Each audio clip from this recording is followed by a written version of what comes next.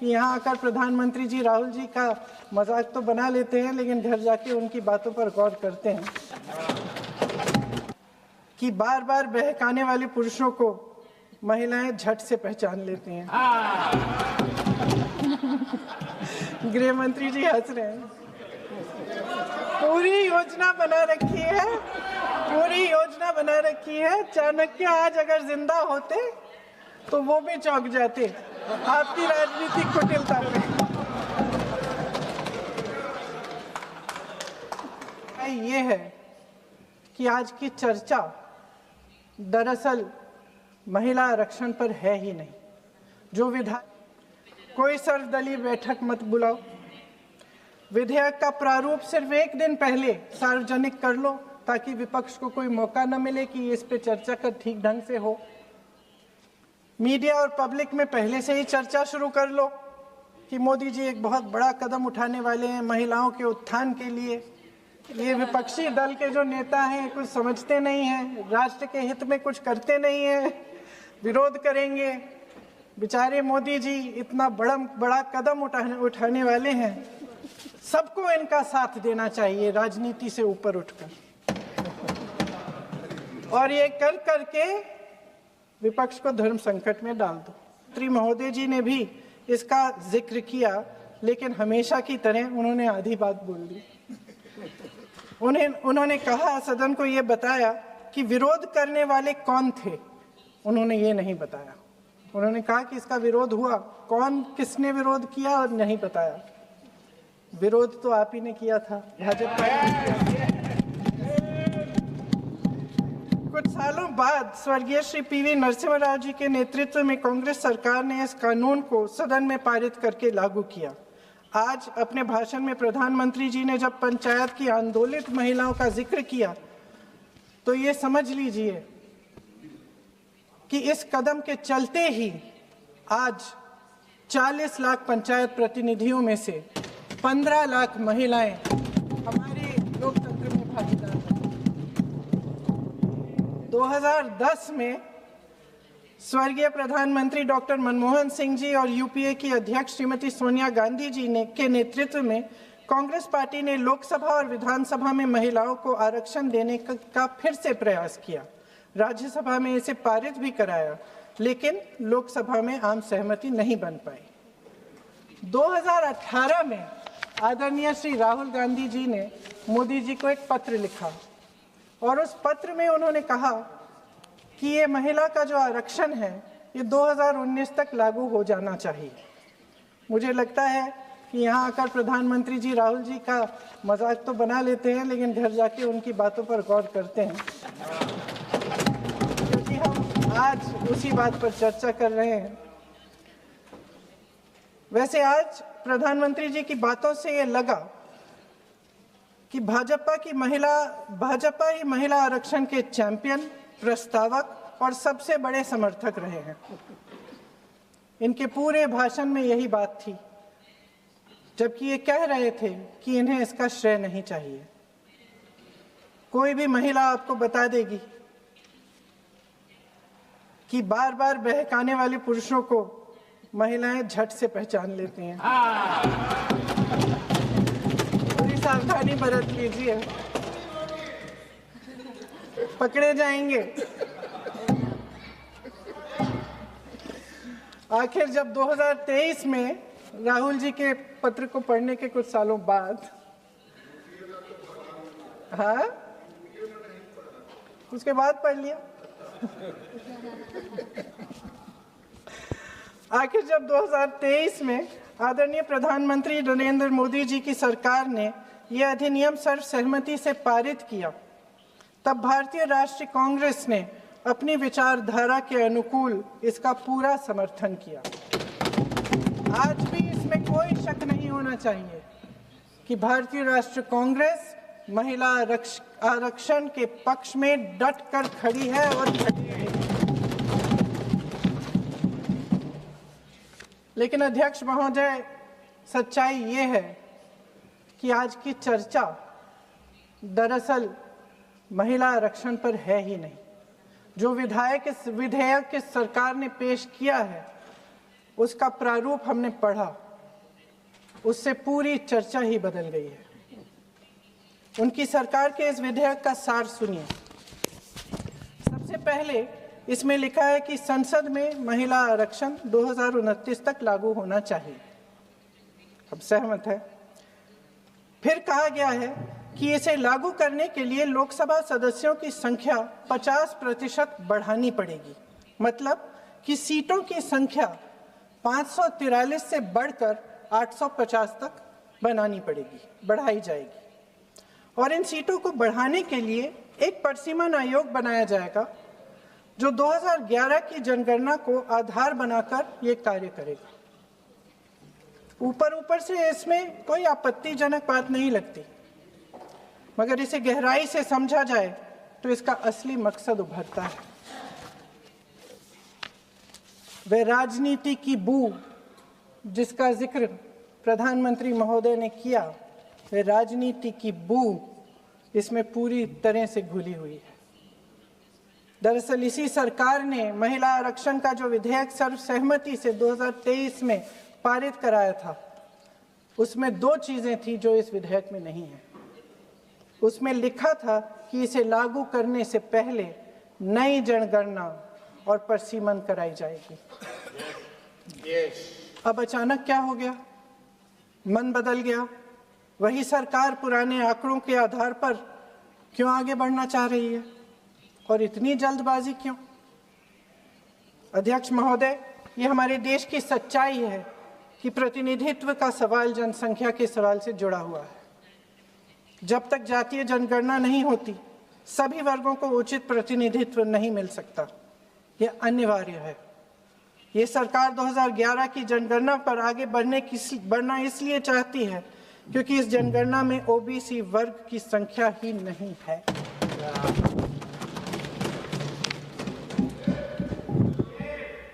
आज प्रधानमंत्री महोदय ने बड़े हल्के में बोल दिया कि इस वर्ग और उस वर्ग के बारे में हम बाद में देख लेंगे।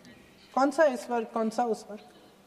ओबीसी वर्ग की बात कर रहे थे कि हम बाद में ही देख लेंगे इसके बारे में। ये हल्के में नहीं लेना चाहिए अध्यक्ष महोदय। ये एक बहुत बड़ी संख्या है, एक पूरे वर्ग का परिश्रम है, एक पूरे वर्ग का संघर्ष है।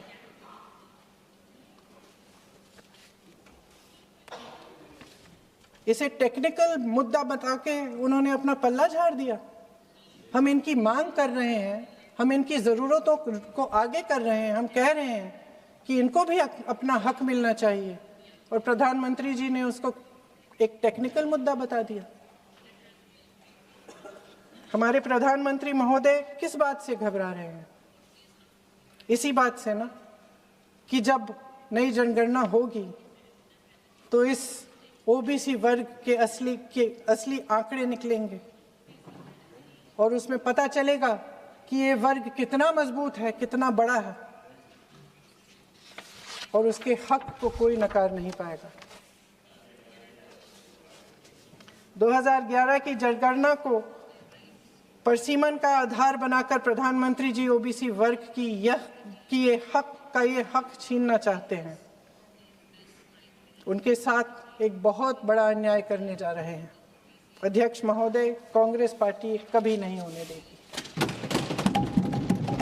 हमारा संविधान सबका है, ये देश एक एक देशवासी का है। किसी एक का हक छीनकर इसे नहीं चलाया जा सकता। इस विधेयक में सिर्फ यह अभाव नहीं है, एक और खतरनाक अभाव है। संसद का 50% विस्तार प्रस्तावित है, लेकिन इसके लिए कोई ठोस प्रक्रिया के बारे में एक भी शब्द नहीं लिखा है। आश्चर्य की बात यह है कि इतने बड़े परिवर्तन के नियम क्या होंगे, कैसे किया जाएगा, इसके बारे में पूरे विधेयक में एक भी शब्द नहीं है। महोदय, संसद में भारत के हर प्रदेश की भागीदारी 1971 में निश्चित तौर पर तय की गई थी और इसमें परिवर्तन लाने पर रोक लगाई गई थी, लेकिन इस विधेयक के तहत ये सब बदलने जा रहा है। आदरणीय प्रधानमंत्री महोदय जी और उनके अन्य मंत्रियों के खोखले आश्वासनों के बावजूद यह निश्चित है कि संसद में प्रदेशों के वजन का परिवर्तन किया जाएगा। हमारे लोकतंत्र की व्यवस्था में इतने बड़े परिवर्तन के लिए पूरी प्रक्रिया बनी हुई है। मगर इनकी योजना यही है कि प्रक्रिया को नकारा जाएगा। जिस तरह असम में इन्होंने मन चाहे सीटों को काटा पीटा, विपक्षी दलों के नेताओं की सीटों का विभाजन किया और अपने राजनीतिक फायदे के लिए नई सीमाएं बनाई, उसी तरह ये पूरे देश में इसका मतलब ये है कि परिसीमन आयोग में सरकार द्वारा चुने गए 3 जने इस पूरे देश के प्रदेशों का वजूद, देश के लोकतंत्र में उनकी भागीदारी और उनका महत्व तय करेंगे। लोकतंत्र को खत्म करने की शुरुआत तो इस सरकार ने चुनाव आयोग, न्यायपालिका, मीडिया और अन्य संस्थाओं पर अपना पूरा दबाव डालकर शुरू कर ही लिया था, मगर अब लोकतंत्र पर खुला वार होने जा रहा है। अगर ये विधेयक पारित होता है तो समझ लीजिए कि इस देश में लोकतंत्र खत्म हो जाएगा। अध्यक्ष महोदय, मौजूदा सरकार एक बार फिर इस देश की जनता की आंखों में धूल झोंकने का काम करके देश की अखंडता पर बहुत बड़ा हमला कर रही है। एक तरफ महिला आरक्षण की बड़ी बड़ी बातें, तो दूसरी तरफ गुप्त रूप से ओबीसी वर्ग का हक छीना जा रहा है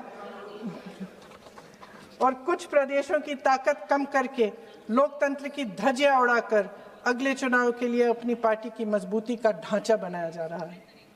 हंस रहे हैं गृह मंत्री जी, हंस रहे हैं। पूरी योजना बना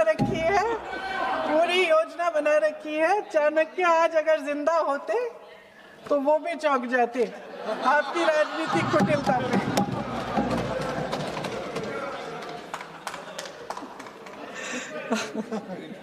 इन्होंने पूरी योजना बना रखी है, हंस रहे हैं, सहमत है मेरी बातों से।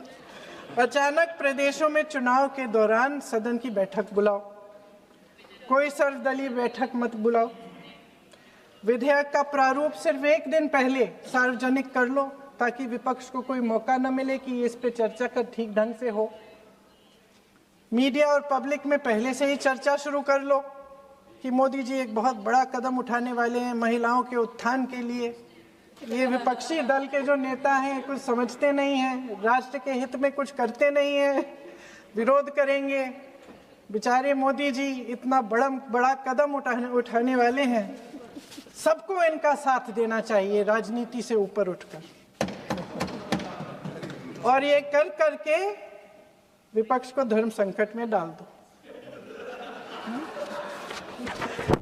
एक तरफ महिला आरक्षण और दूसरी तरफ आपको काट पीट करने की, पूरे ढांचे को बदलने की स्वतंत्रता, ओबीसी वर्ग को नकारने की स्वतंत्रता। अध्यक्ष महोदय, राजनीति में कुटिल होना अपनी जगह है, शायद हमें और थोड़ा होना भी चाहिए इस तरफ वालों को, लेकिन सत्ता बनाए रखने की महत्वाकांक्षाओं को परे करके देश के हित के लिए सही निर्णय लेना अलग बात है। शायद हम आदरणीय प्रधानमंत्री महोदय जी से आज ये उम्मीद नहीं रख सकते क्योंकि वह समस्याओं से घिरे हुए हैं, उन पर अंतर्राष्ट्रीय दबाव बहुत है।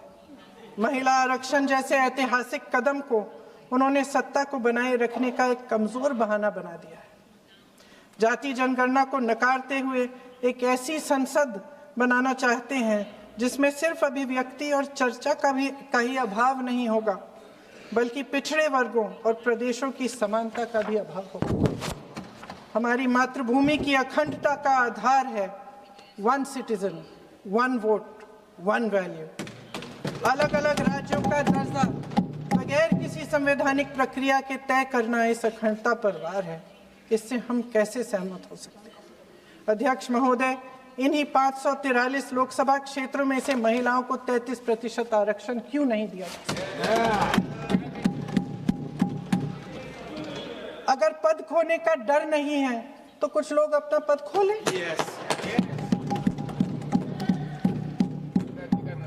इसी में से SC ST का जो दर्जा है, SC ST में महिलाओं का आरक्षण 33% हो जाए, 1/3 आरक्षण हो जाए, ओबीसी का भी उचित आरक्षण हो जाए, आज पारित हो सकता है। शुभ काम भी हो जाएगा बेवजह प्रक्रियाहीन परिसीमन से देश का नुकसान भी नहीं होगा और काला टीका भी काम आ जाएगा।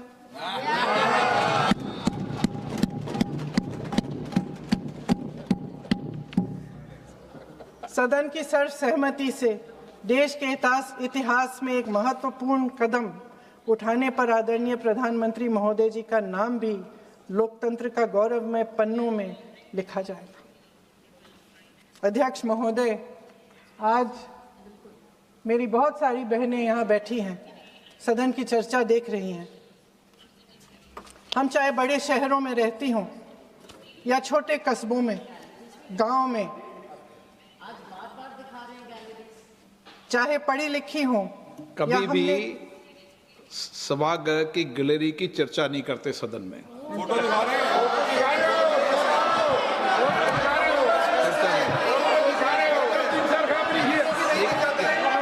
एक मिनट महोदय, मैं थोड़ी अभी भी थोड़ी नई हूँ, मैं समझ जाऊंगी। प्रियंका जी, एक मिनट। माननीय सभासदों, सभा की सहमति हो तो सभा की कार्रवाई आज रात को 11 बजे तक बढ़ा दी जाए।